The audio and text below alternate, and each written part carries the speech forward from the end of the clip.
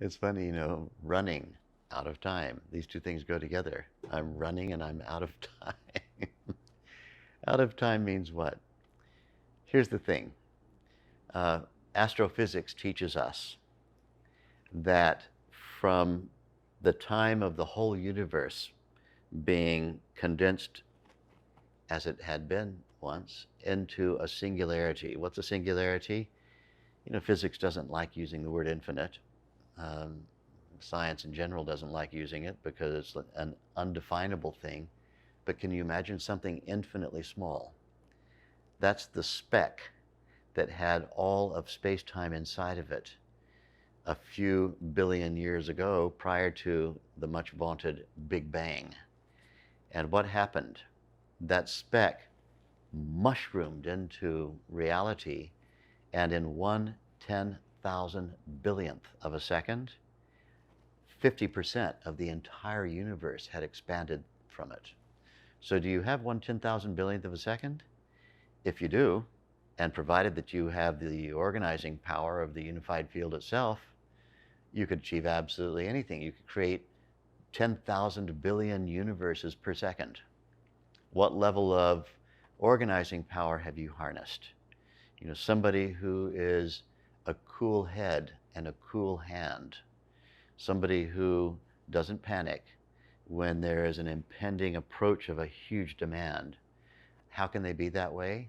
Because they know what their potential is. They know what their capability is. They are assembling a propensity toward action, and it's all about timing. I'm going to move at the exact right time, and I'm going to bring 100% of my mental potential to it, not the regular 2% that most people go with. I'm going to bring 100% of my potential to it.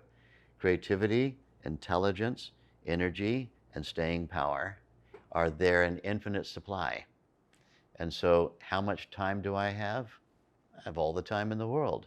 If we're somebody who has awakened our full potential, we are time billionaires, but there's so many billionaires in the world today. Let's talk about it differently. Time trillionaires. We have so much time. Why? Because we have so much potential. So people who say, I'm running out of time, I'm running out of time, what they're really saying is, I'm running out of potential. I'm running out of full mental potential. I'm running out of energy. I'm running out of intelligence. I'm running out of creativity. Well, there's a simple solution for all that.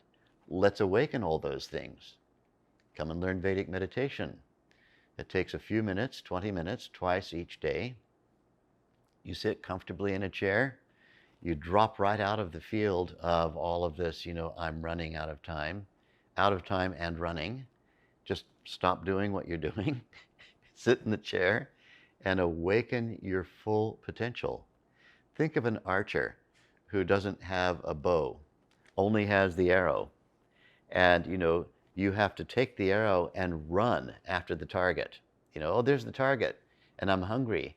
All I have is an arrow. I have to run and chase the game and stick it with an arrow.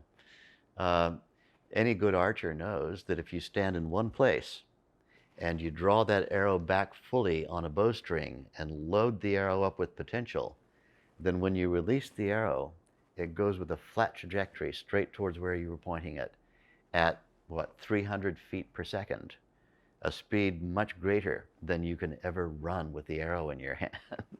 So,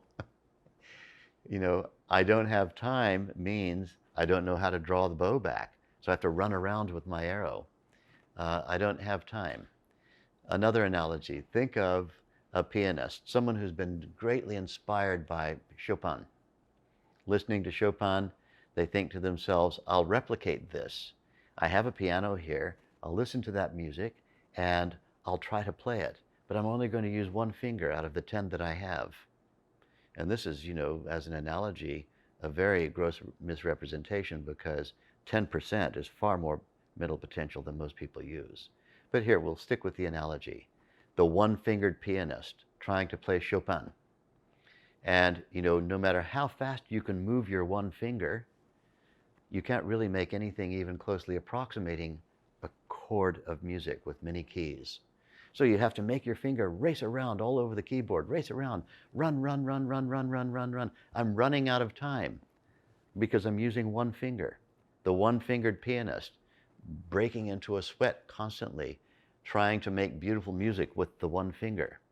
You know, it might make some kind of a fun comedy show to be a one-fingered pianist, but it's never going to make the beautiful music that 10 fingers can make.